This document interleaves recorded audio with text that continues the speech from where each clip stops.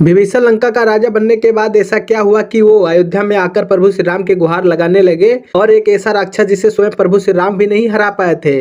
लेकिन क्या आप जानते हैं रामायण में एक युद्ध माता सीता ने भी लड़ा था। जानेंगे इन सभी बातों को, तो वीडियो को अंत तक जरूर देखना। उससे पहले आपसे निवेदन करता हूं कि हमारे चैनल को अभी तक सब्सक्राइब नहीं किया तो सब्सक्राइब कर लीजिए और साथ ही बेल आइकन को ऑल पर सेट कर लीजिए। कमेंट में जय श्री राम जरूर लिखिए। तो चलिए वीडियो को शुरू करता हूँ। रामायण में आप यही जानते हैं कि सीता हरण के कारण श्री राम और रावण का युद्ध हुआ था। भीषण संग्राम के बाद रावण सहित राक्षस समाज मारा गया था और विभीषण लंका के राजा बन गए थे। एक असुर के सामने श्री राम भी असहाय हो गए थे। अब रणभूमि में माता सीता को आना पड़ा था। आपको पता है कि कुंभकर्ण का एक बेटा भी था।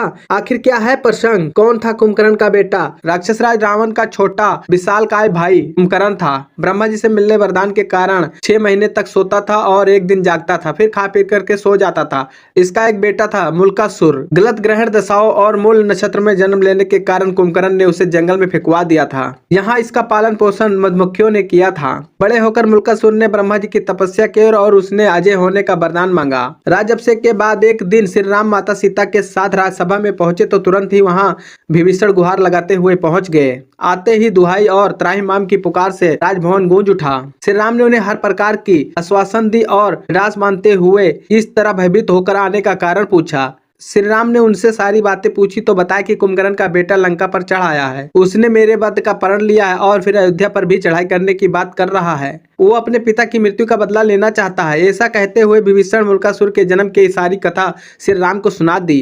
विभीषण के गुहार पर श्री राम ने पुष्पक विमान से जल्दी लंका पहुंच गए। मुल्कासुर को श्री राम के आने की बात मालूम हुई तो वो सेना लेकर लड़ने के लिए लंका से बाहर आ गया। भयानक युद्ध छिड़ गया। 7 दिनों तक घोर युद्ध होता रहा। मुल्कासुर भगवान श्री राम की सेना पर अकेला ही भारी पड़ रहा था। अयोध्या से सुमंत्र आदि सभी मंत्री आ पहुंचे। 7 दिन बाद कोई भी परिणाम नहीं निकल रहा था, इसीलिए भगवान भी चिंता में थे।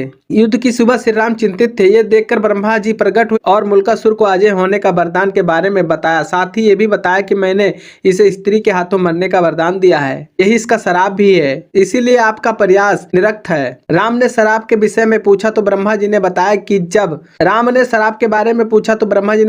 जब इसके भाई बंधु लंका में मारे जा चुके थे तो इसने एक दिन ऋषि मुनियों के बीच क्रोध आवेश में आकर माता सीता को चंडिका कह दिया था और कहा कि चंडी सीता के कारण ही मेरा समूचा कुल नष्ट हो गया। इस पर एक मुनि नाराज होकर उसे श्राप दे दिया।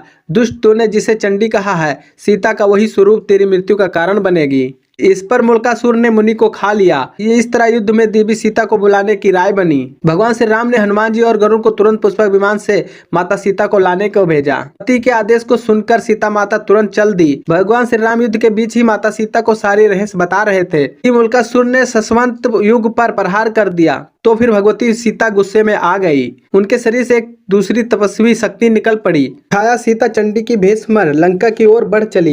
इधर मुल्कासुर भी छद्म भेष में तांत्रिक क्रिया कर रहा था। श्री राम ने वानरों से उसका यज्ञ खंडित करने को कहा। मुल्कासुर अपने स्वरूप में आकर देवी सीता के सामने आ गया, फिर उन्हें स्त्री समझकर हटने को कहा। देवी सीता अड़ी रही। जब मुल्कासुर ने स्त्री पर हाथ न उठाने की बात कही तो क्रोधित देवी ने कहा कि मूर्ख, मैं तेरी मृत्यु हूँ। इतना सुर का मुल्कासुर ने उन पर प्रहार कर दिया। दोनों शक्तियों में कुछ देर घोर युद्ध चला। इसके बाद देवी सीता ने अपने चंडिका से असुर का सिर धड़ से अलग कर दिया। इसके बाद देवी सीता की चंडिका उनमें ही समा गई और फिर श्री राम विभीषण को अभय देकर अयोध्या लौट आए। ये कथा रामचरितमानस से इतर आनंद रामायण में मिलती है। हमारी ये खास जानकारी आपको कैसी लगी हमें कमेंट करके जरूर बताइए। कमेंट में जय श्री राम जरूर लिखिए। वीडियो देखने के लिए धन्यवाद।